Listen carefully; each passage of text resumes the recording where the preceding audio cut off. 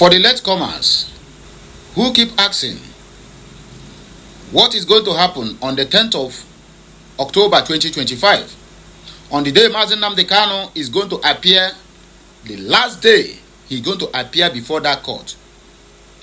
This is what is going to happen on the clip I will show you now. The Biafrans need to take the bull by the horn. Because without doing this, because I said now, I want to work if we do not apply madness, in this case of Mazi Nnamdi Kanu, Simon Ekpa, and every other person that have been held hostage, these people will think we are jokers. So this is what is going to happen on the 10th of October 2025.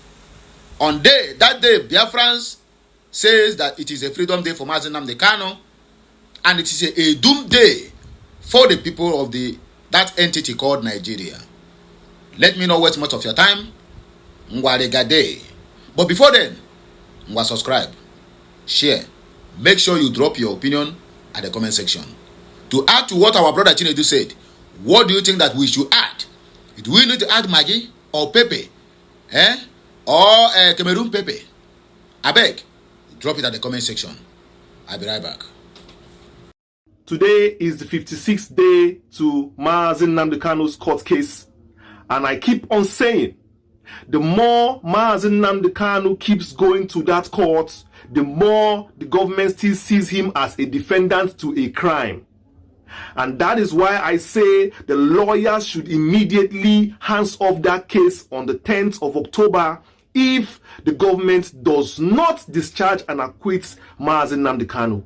Immediately, if they don't do that, abandon the case immediately, because like I said, the more you keep on going to court, the more he is perceived as a defendant. But if you hands off that case immediately, let them take him to do whatever they want to do with him. Whatever they feel like, they should defend the case themselves, they should accuse themselves, they should judge the case, they should sentence him themselves.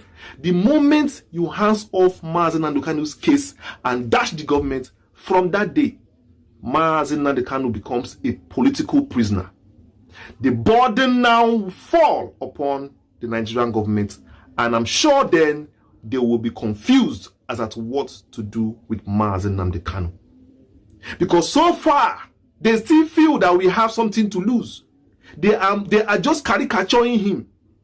Pinching him here and here. He's going to court, defending himself. They say, yes, he's a criminal. He's coming to court. Look at the world. The world is watching. Can't you see that he's coming to court? Stop going to court. Stop going to court. So that he becomes a political prisoner 100%. Then the world attention will be stronger. Do you understand? The world's attention will be stronger. Don't you understand what I'm saying? I know you are paid for the job. I know as lawyers you want to go and make some money in the court. I know you want to keep on adjourning. You don't mind. You don't mind. Motoshaw will soon say, adjourned. You will keep quiet again. Look, let me tell you. On 10th of October, that is the last day. I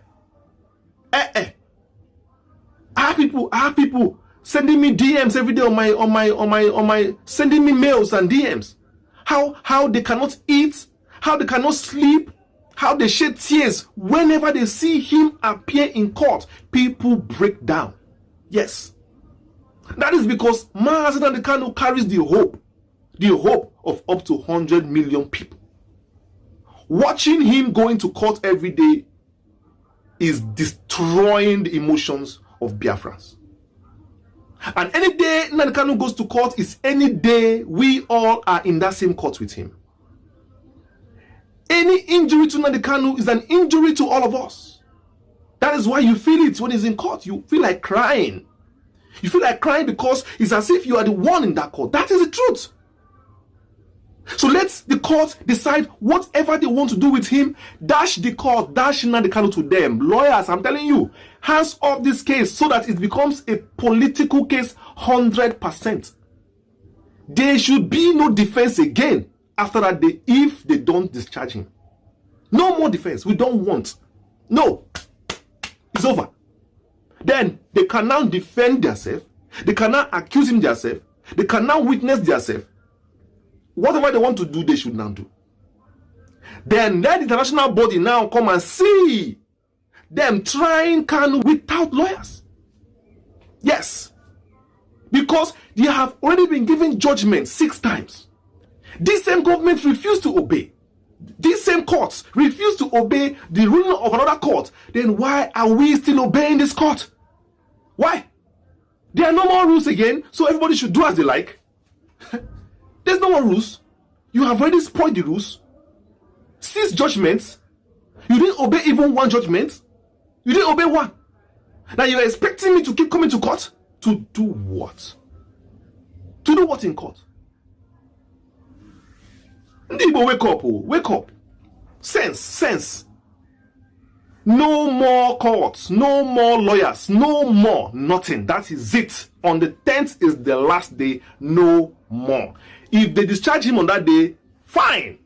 If they refuse or adjourn the case to another day, hands off that day. The case ends that day. They have taken so much time from this man. Since March, this new trial started to Omotosho. This is October.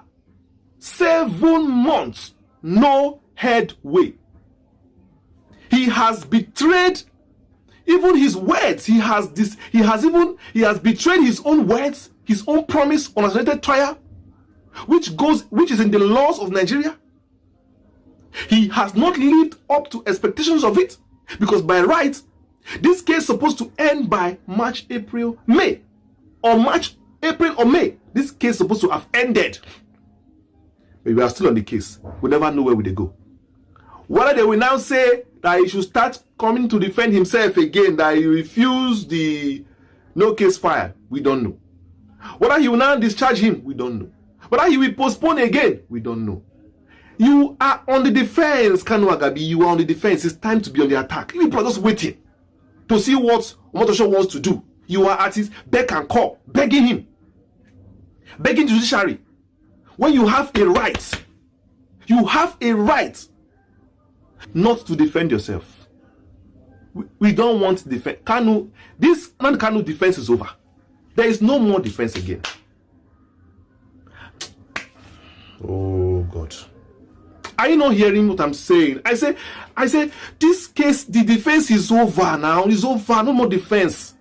It's not. We don't want lawyer for him again from that tent. Even Kanu himself not defend himself.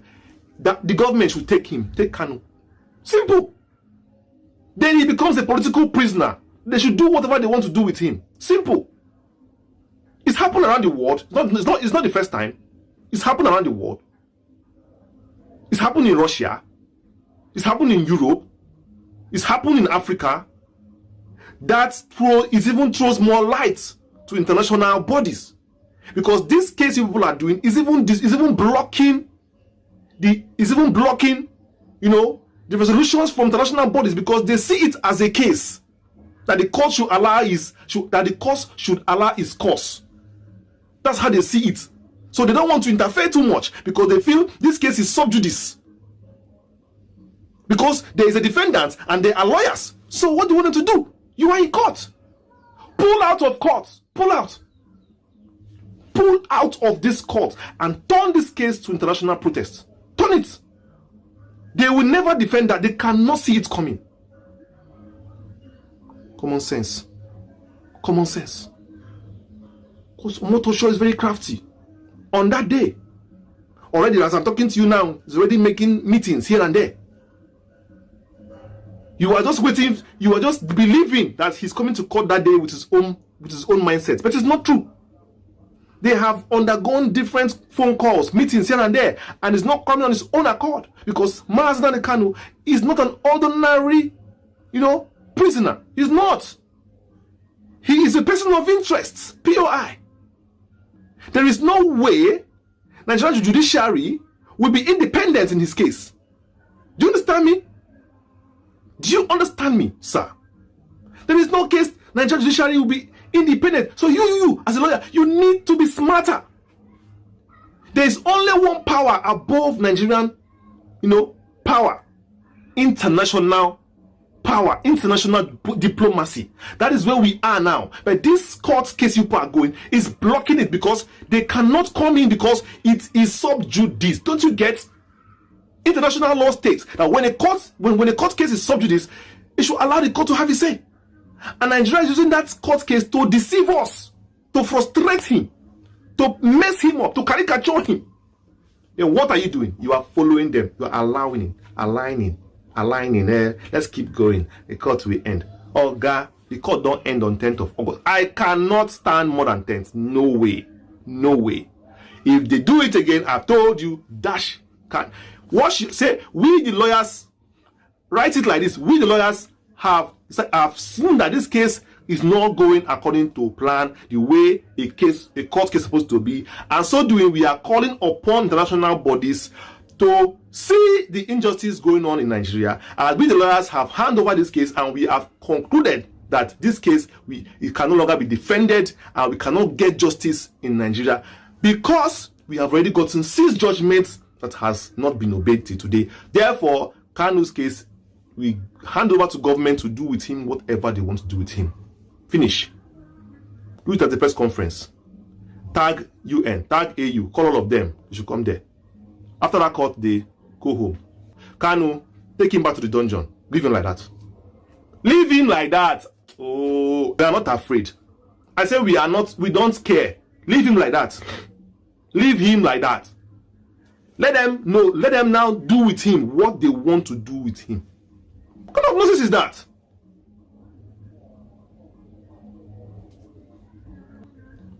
You accuse a man of treason, you have now cancelled treason.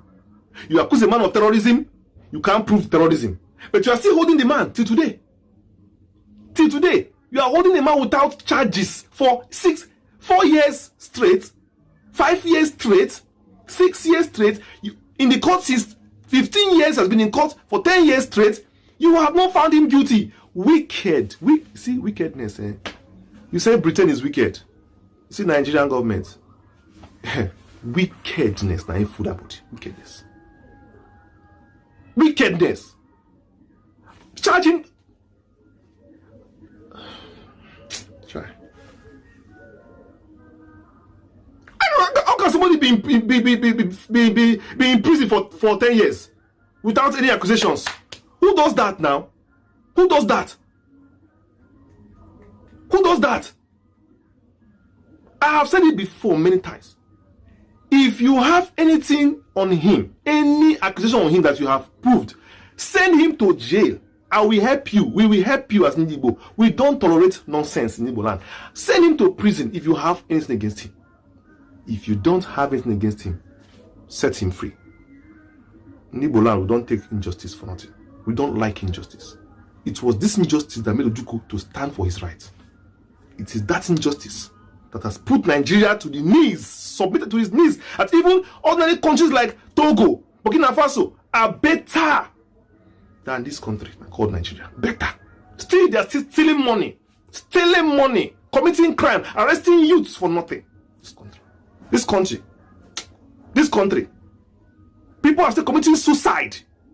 What we are not known for. People are still suicide in Nigeria because of frustration. The human life is worth nothing in this country. Compassion. Human life is worth nothing. Our collective division based on personal interest, selfish interest, personal desire is what kept Mazi Nnamdi Kanu till death. Yes, our own division. Igbos are divided. Not that we don't love ourselves. Igbo love themselves. But we are divided. Everybody want to be the leader or the commander in what we are doing. And that is the more reason why in our men on ground today, there is also division. And we need to look into this holistically. How are we going to be mitigating from this division we keep on having every now and then? And this division is what is giving us all this miscarriage of justice, miscarriage of progress in some certain areas, not financially. When I mean progress, I don't mean financial progress. I don't mean infrastructural progress. I don't mean housing progress. There is a progress that the Igbos need, especially in the area of freedom. Yes, we are doing a lot of things to make sure that that freedom we are vying for is guaranteed. But our division, based on personal interest, is what is hindering the progress on this journey. So you can as well agree with me what I mean by progress, because when you mention progress without not expatiating on it, some people will think, who tell you we are not making progress? After all, we have money, we have mansions. Zenko is building 30 billion naira mansion. Ubi Kubana, E-Money, Joey Zaza. These men you are calling, yes, they are men of timber and caliber. But where are they in terms of decision making to better the lives, also to better the security architecture of the southeast region? Where are these people? In the whole of the Igbo land, I'm very sure that Anambra State produced the highest billionaires, not millionaires, billionaires in the whole of the East. We produced the highest billionaires. The same people are now being ruled by a professor of nonsense, a professor of Ndakuna and Ndeboto. That is what Soludo represents. You can as well use Soludo, because they say the taste of the pudding or whatever it is in the eat. How do you know the taste of food? It's when you eat it. Smelling it sometimes does not even guarantee that the food is tasty. It is when it entered your mouth. Then you will differentiate whether it is good or bad. You can as well use Soludo's son. That's a fluff. They say, Eken Nabi, waiting by your name. I'm very sure that boy is Agege. Use him to know the kind of governor Anambra State produced under the name of professor. Professor that don't know his left from his right. Professor, when you call him to give a lecture on that same particular subject, he becomes a professor. He will come with a catalog. But somebody who is a trader, which is P2B, will then give his speech freely without not looking left or right, looking at down or up. And yet you people say Soludo is a professor. Maybe it's a professor of Ndaboro, because the only thing Soludo have achieved in Anambra State is multiplication of Aboros. The same thing Tinubu did in Lagos. That is what Soludo is replicating in Anambra State. When you ask him, he said Tinubu is his friend of 22 years. So, what do you expect? Birds of the same feathers will always flock together. But that is not even the issue of the day. Let us focus on the main issue.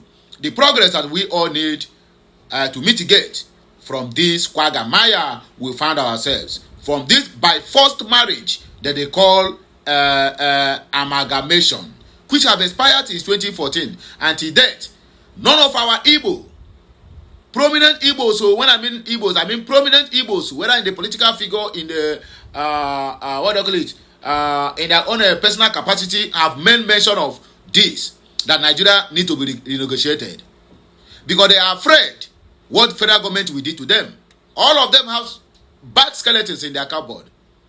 Ango Abdullahi of, what do you call it, of Arewa Consultative Forum, ACF, he made mention of it last year, 2024. He said that Nigeria have expired and need to be renegotiated. Did you even hear any media house, all these top media house in Nigeria carry it? No, the only media house that carry that is Daily Trust. And Daily Trust is owned by an Hausa man. Not Daily Post. Daily Trust is owned by an Hausa man. It's only him that carries the news. And some other bloggers. The mainstream media in Nigeria, the likes of Channel, the likes of Arise, the likes of, what they call it, AIT, NTA, whatever they call them, none of them agree to carry that news. Because he speaks the truth. And where is him today?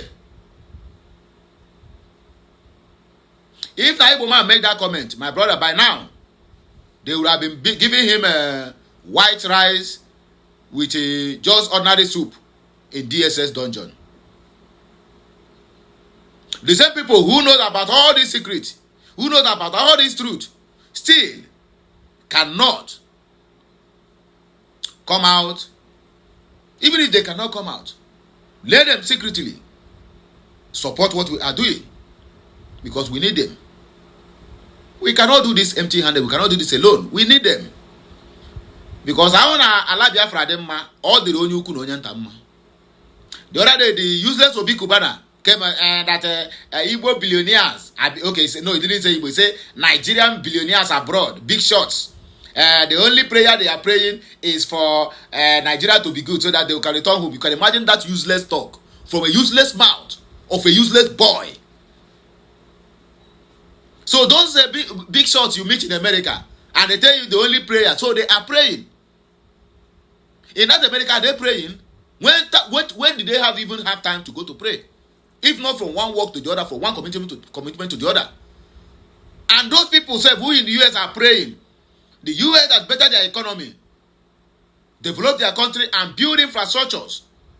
Is it prayer they pray before they can be able to mitigate from bad governance or bad economy? They work towards it, and they realize, their dreams come to pass, and they are world power today. Not that there's no poor masses in their midst, but in terms of infrastructural, look at it. Their road network is top-notch.